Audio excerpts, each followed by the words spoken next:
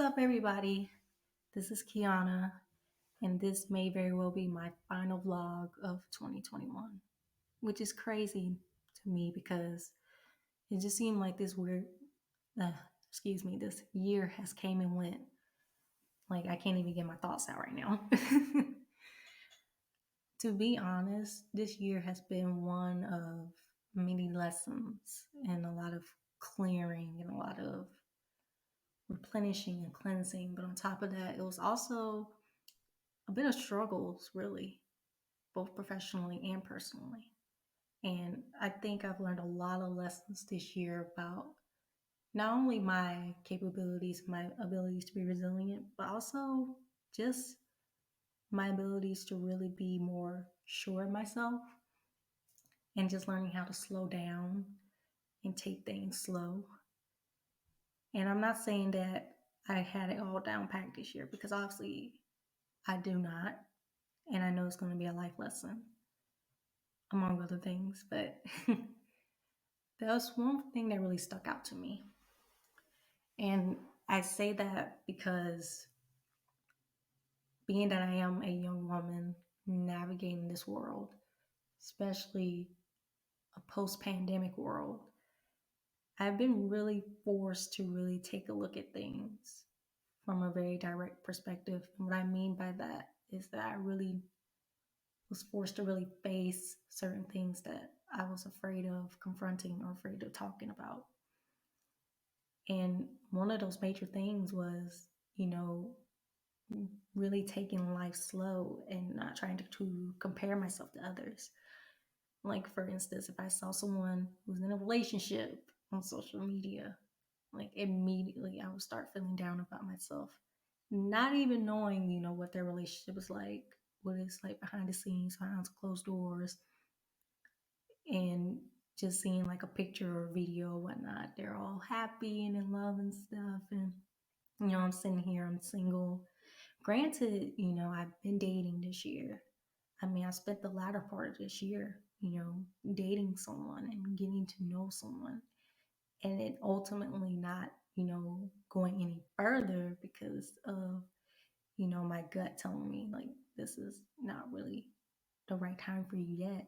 However, I felt a sense of not accomplishment, but I felt a sense of security in myself, knowing that I'm dating now and I feel comfortable with it, and it's not something I need to necessarily hide, or it's not something that I'm above, or I don't think it's a waste of my time. This is something that I really want to do because I do have, that desire of settling down, mm, getting married and starting my own family. And if it's meant for me in this life, then by all means, of course I'm going to go for it. So dating has been a big thing for me. I've had good dates, I've had bad dates. I have people who ghosted me, people who expressed interest, but then, part of me's like, I don't think this is gonna work. I had the whole shebang. And this one guy that I did date, we really enjoyed each other's time. But I think a piece of advice that I got that I really stick with is that it's focused on whether I want to spend time or continue to move forward with that person. And even though we really meshed well and we enjoyed each other's time, that compatibility piece is something that didn't really stick out for me. And I remember texting him. This was actually not too long ago. It was literally 2 weeks ago. And I told him I was just like, I don't know if I'm sure if I'm interested in carrying on a relationship. And he was very respectful of that. And a part of me didn't really cry. I didn't feel sad, which is, in my opinion, a breakthrough because I remember when I was in college, and granted, I was going through a very hard time in college. I was in a long term relationship. It was long distance, but it was long term, and we really talked about meeting each other in person and getting married and all that sort of thing. We even talked about an engagement at one point, and I was really investing a lot into this young man, and to the point where I was more attached to my phone than I was to the real life around me. And it was really hard for me when we stopped talking to each other and we broke up. And you know what the crazy thing is about that though? The past several weeks, he was like literally like, I wouldn't say blowing up my Instagram, that's a little exaggerating, but he was sending me messages on my Instagram, asking me to talk to him. And I finally did. Right around the time I broke things off with the guy I was dating. And I basically told him, I said, look, you know, though you are my first love, I cannot continue to pursue this any further. And it felt like a very big wave of release. And honestly, I feel like that was what was holding me back from like really dating, is the fact that I still had that attachment to that person. And granted, I was, with this person, intimately in love with this person. Granted, it was long distance for 5 years. So a very long time. He came at a time during my teens where it was a very dark time for me mentally. I had a hard time fitting in school, and it was a rather lonely time for me. So he was my source of relief during that time period, even during college. But now that I'm out of college, I'm out of school, I'm in the world now, and I'm finding my way as a young woman. It just seems like he does not fit into that chapter anymore. And that's perfectly okay. And I think what I'm most proud of myself of, one of the things I'm most proud of myself this year, is my ability to really confront and deal with confrontations, because I was not originally a confrontational person. I tend to avoid conflict. However, I understand that confrontation does not always have to be, a shouting match or back and forth. It doesn't have to be physical. Sometimes it could just be just having that one-on-one conversation with a person, trying to come to an understanding. If you can't come to an understanding, you can always try to agree to disagree, or try to come to at least some kind of consensus. So I'm most proud of myself about that. And I think another lesson I learned this year, in the professional world, I should say, is that to not let the professional aspect of things spill over into my personal life. To be honest, I've been on a quite the journey of, job interviews and whatnot, networking. And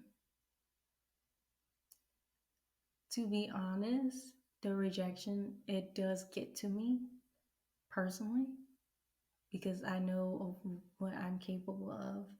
But I start, having this very rough patch of imposter syndrome. And who doesn't when they're going to a job search? It tends to happen. And I just told myself that I have to take it one day at a time. And it really began to affect, my current work situations. Like, I have income, multiple sources of income. It may not be where I want to be, where I know I should be, or what I deserve to be, I should say. But I have income. It was much better than last year when I first moved into my apartment and I first started living on my own. And I lost my job and I was unemployed for about 3 months, which is one of the most damning things. Excuse me, I'm not crying, I promise. One of the most damning things that someone has to deal with. And I dealt with that in the middle of a pandemic, all while living on my own for the first time. A year into it now, I'm more settled. I'm more confident in my abilities to manage my own apartment and, deal with the ins and outs of what it means to really be renting a place, from the downright awful maintenance issues that I've dealt with, sleeping in heat for like 3 nights back in June. And that was horrifying for me, even if it was only 3 nights, to like leaks and God knows what else. I dealt with it. I'm surprised that I haven't even had any bug issues since I moved in here, which I'm thankful to God for, because that's a very lethal combination: leaks AC problems and bugs. No. But I think what this year has really taught me is that I'm very resilient and I have that capability to grow and just continue to grow. And to be honest, I'm very proud of myself. And I do not say that enough to myself. And I get that comment all the time from my family and my friends. It's like, you have to give yourself more credit, Kiana. You're doing a great job. Even when there are days where I do not know what I'm doing, or there are times where I'm uncertain of myself, where I interact with people, whether it be friendships or romantically speaking. And I tend to second guess and overthink sometimes. But the main thing is, above all that, that's life. That's a part of life. And I can't continue to be hard on myself when I make mistakes or poor decisions, because we're all liable to do that. However, at the same time, the key is to how you react to it and how you take that lesson and you learn it moving forward. There's a lot of things that I still need to learn in this life. However, am I going to continue to get hooked up on the lessons I have to learn, or find some other things in life that I can enjoy and, take happiness in and relish in it? And that's something I've been pushing through and juggling with. And not just understanding that I cannot have it all by the age of 25. You know, it's like we tend to operate on this clock. Like, oh, if you're 25 and you're not married, or you don't have that good paying job, or this, that, yada, yada, yada, then you're behind and there's something wrong with you. But your life is your timeline.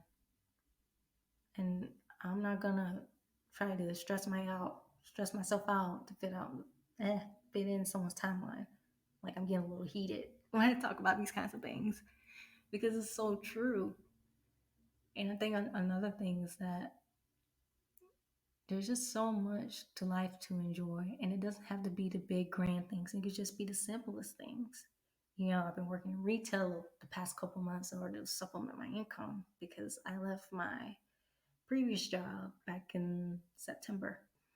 And whenever I'm stressed out, or just thinking about the job search and trying to like transition over to a more full-time job while also building my business, I think about the customers that I help out, and just like the pure joy that they get if I'm able to help them find a price on a certain outfit, or just ask them how their day is going and just check in with them, and little things like that. And you can tell when it makes their day, it makes me happy.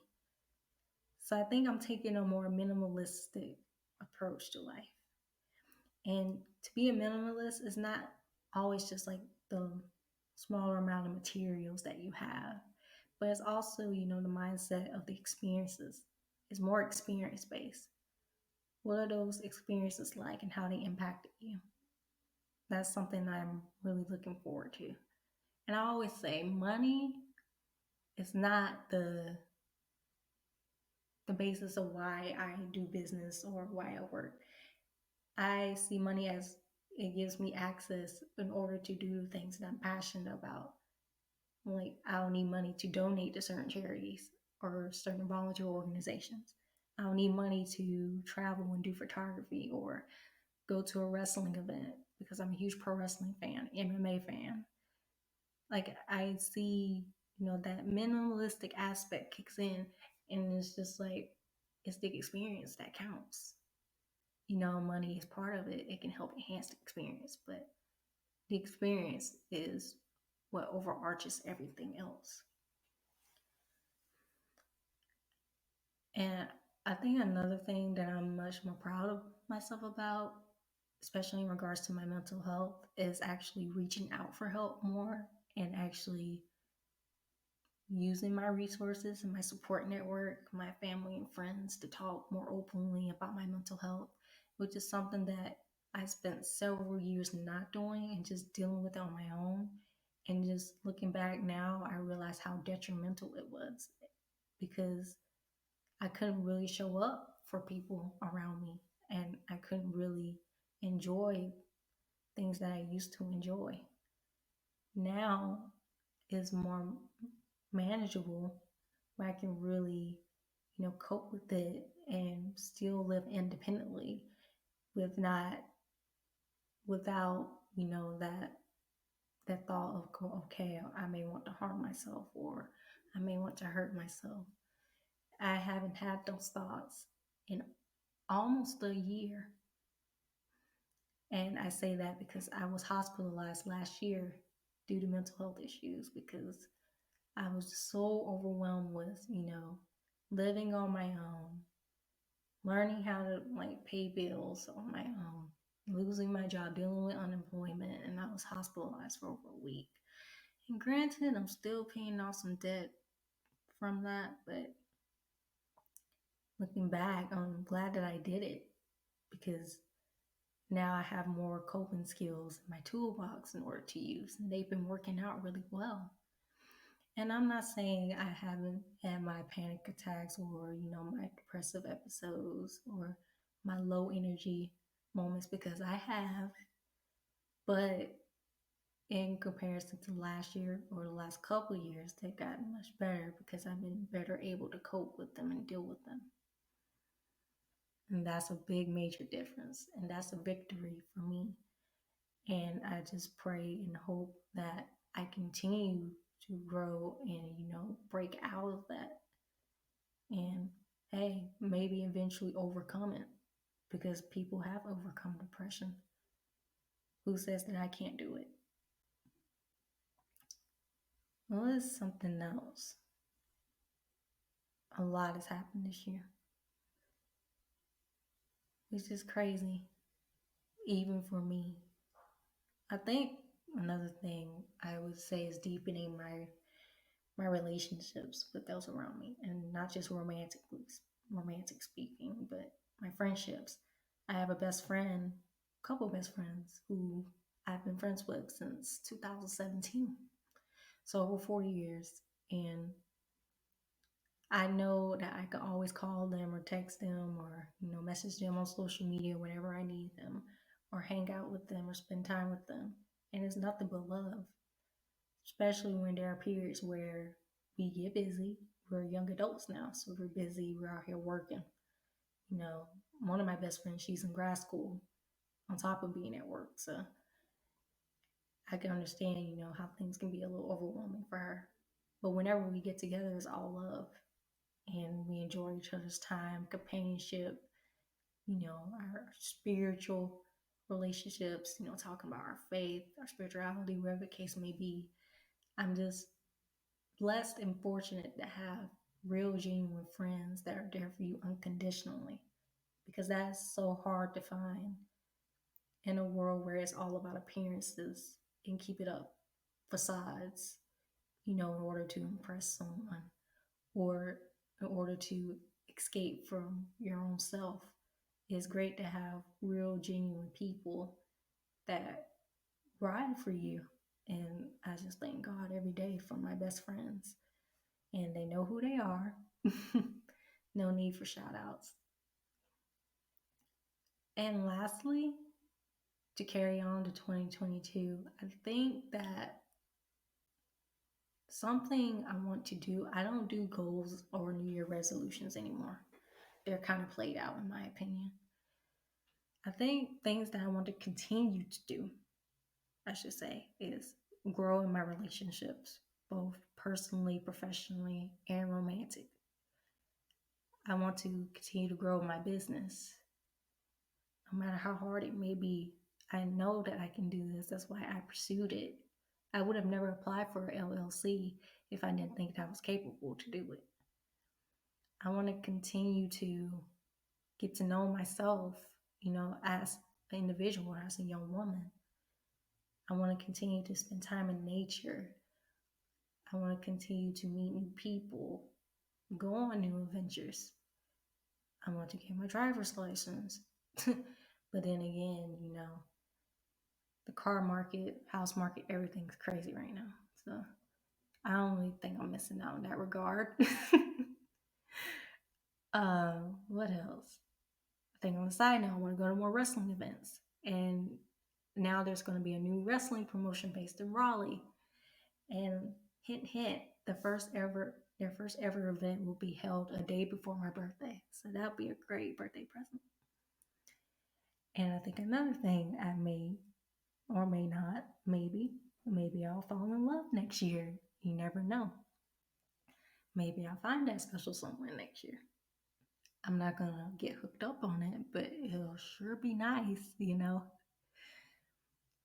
I have so much to look forward to, so much to be thankful for and be grateful for.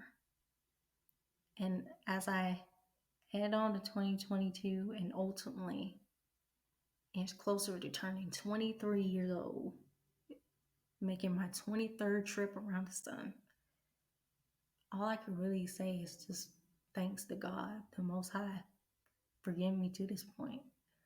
And I'm eternally grateful for all the lessons that I've learned thus far and all the lessons that I will inevitably learn in the near future. So that's pretty much my reflections. I did not want to show my face for this one because I'm technically on rest mode, because I'll just like go to work, do my retail things, probably do a couple work for some social media clients that I have, two that I have, and then just rest. So this will probably be uploaded to my YouTube channel and my podcast. Hell, I might as well just do both, just to make things easier. And I haven't uploaded to my podcast in a while. So this can be another episode, technically. But anyways, I hope you all have a wonderful new year.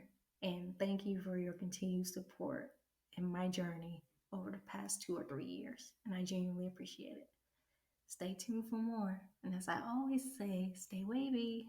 Bye.